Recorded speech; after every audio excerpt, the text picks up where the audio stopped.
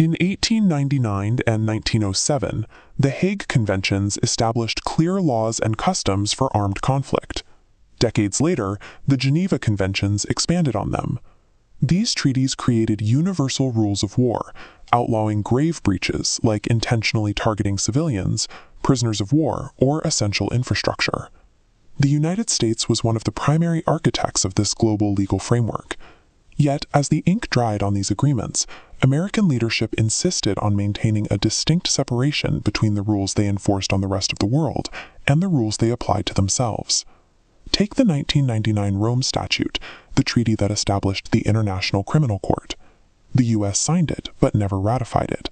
Instead, they actively passed legislation to limit American involvement with the ICC, ensuring that U.S. personnel remain outside its international jurisdiction. This refusal to submit to international oversight is often framed as a defense of national sovereignty, but in practice, it creates a unique legal environment where military conduct can proceed without outside scrutiny. By tracing American tactical decisions from the late 19th century into the near future, we can see how this lack of accountability has consistently shaped the way the U.S. military handles civilians and captives on the ground. To understand the origins of these tactics, we look back to early 20th century counterinsurgency campaigns. During the Philippine-American War, soldiers on the ground routinely documented orders to exterminate entire populations of suspected insurgents, captives, and non-combatants.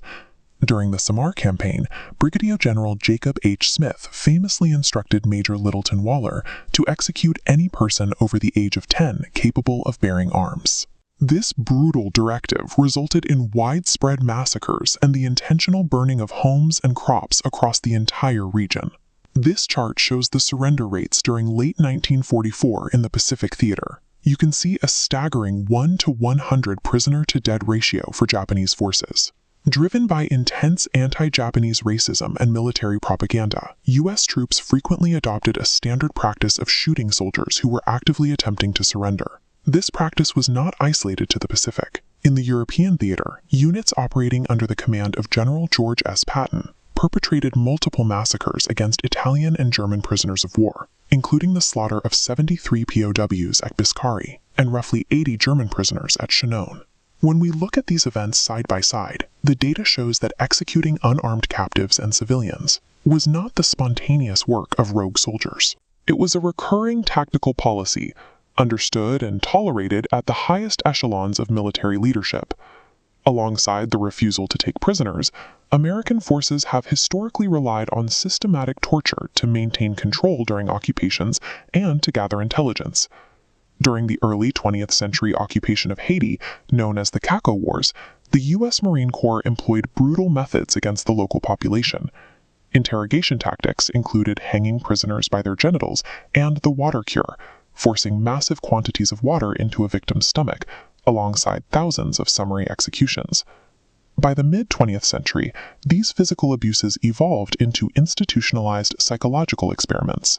Under the CIA's Project Artichoke, interrogators subjected prisoners of war to LSD dosing, forced hypnosis, and even intentional infection with diseases like dengue fever. These historical precedents laid the exact groundwork for the modern war on terror. Inside facilities like Bagram in Afghanistan and Abu Ghraib in Iraq, detainees were subjected to severe physical, psychological, and sexual abuse, including prisoners being chained to the ceiling and beaten to death. The categorization of detainees as unlawful combatants allowed for a modern adaptation of torture methods used by U.S. forces for over a century. Out in the field, the legal distinction between a combatant and a civilian was further dissolved by the introduction of free fire zones and the intense pressure of body count quotas. During the Korean War, this indiscriminate approach meant carpet bombing the North, resulting in hundreds of thousands of civilian casualties. In 1953, American forces intentionally destroyed 5 major agricultural dams, threatening millions of North Koreans with starvation and widespread flooding. In Vietnam, the military rewarded units for producing high kill counts, leading to endemic atrocities. The My Lai massacre, where Company C soldiers murdered, raped, and mutilated over 300 unarmed women, children, and infants, was the logical conclusion of that incentive structure. Decades later, the military transitioned to so-called precision smart weapons, but the mass slaughter of non-combatants continued. During the 1991 Gulf War, F-117 Nighthawks dropped bunker-busting bombs directly on the Amiria civilian shelter, killing at least 408 people. The capacity for high-altitude destruction created a persistent tension between military objectives and the specific legal protections afforded to civilians. So, what actually happens when American forces are caught documenting or committing these violations? Domestically, the accountability gap is massive. For the My Lai massacre, William Calley served just 3.5 years under house arrest. More recently, soldiers like Clint Lawrence, who ordered troops to fire on unarmed Afghan men, and the Blackwater contractors responsible for the Nisour Square massacre, received full presidential pardons. This functional immunity at home, combined with a total lack of international oversight, guaranteed that these tactics would carry forward. It paved the way for the unrestrained civilian strikes we saw during the 2026 Iran war. In early 2026, U.S. airstrikes directly targeted medical and educational facilities. A strike on a girls' school in Minob killed 180 people, mostly children, and another hit dangerously close to the Bakai Children's Cancer Hospital, forcing an emergency evacuation of pediatric patients. A few months later, U.S. forces bombed the Banji desalination plant in Josk. By destroying these specific power facilities and pumps, the strike intentionally severed the water supply for 20 villages, cutting off vital survival infrastructure for 10,000 civilians. The international frameworks established in The Hague and Geneva were designed to prevent exactly this kind of suffering. But international law is meaningless if it only restrains the weak.